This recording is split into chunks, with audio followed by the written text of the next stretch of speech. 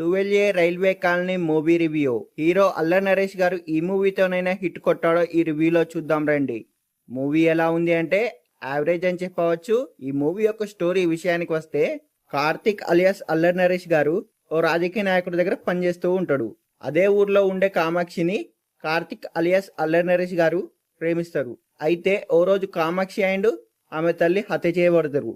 దీంతో కార్తిక్ ఒక్కసారిగా షాక్ కి గురవుతాడు.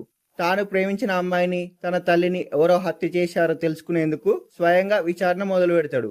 అయితే అతని విచారణలో కొన్ని ఊహించని విషయాలు బయటపడతాయి. అసలు కామాక్షిని చంపింది ఎవరు, కార్తిక్ తెలిసిన ఆ షాకింగ్ విషయాలేంటి తెలియాలంటే ఈ 12A రైల్వే కాలనీ మూవీ చూడాల్సిందే. ఈ మూవీకి నాని కాసరగడ్డ డైరెక్షన్ వహించారు. ఈ మూవీకి మా ఊరి పొలిమేర 2 వంటి చిత్రాలకు స్టోరీ అందించిన డాక్టర్ అనిల్ విశ్వనాథ్ ఈ మూవీకి స్టోరీ అందించాడు. ఈ మూవీలో వైవా హర్ష, సాయి కుమార్, గెటప్ సీను ప్రధాన పాత్రలో నటించారు. అల్లరి నరేష్ గారి అద్భుతమైన నటన ఏ పాత్రలోనైనా ఇట్టే ఒదిగిపోగలడు. ఈ మూవీలో కూడా తన పాత్రకు పూర్తి న్యాయం చేశాడు అల్లరి నరేష్ గారు. చాలా రోజుల తర్వాత నరేష్ గారి నుంచి వచ్చిన ఓ డిఫరెంట్ జోనర్ మూవీ ఇది. ఈ మూవీలో హీరోయిన్ గా నటించిన కామాక్షి గారు మరోసారి తన మ్యాజిక్ చూపించింది. ఆసక్తికరంగా ఫస్ట్ హాఫ్ ను ముగించిన డైరెక్టర్ సెకండ్ హాఫ్ ను మాత్రం ఇన్వెస్టిగేటివ్ జోనర్ లో కనిపించాడు. అయితే కొన్ని సీన్లు రిపీట్ కావడం వల్ల సెకండ్ హాఫ్ సాగుతున్న ఫీల్ కలుగుతుంది.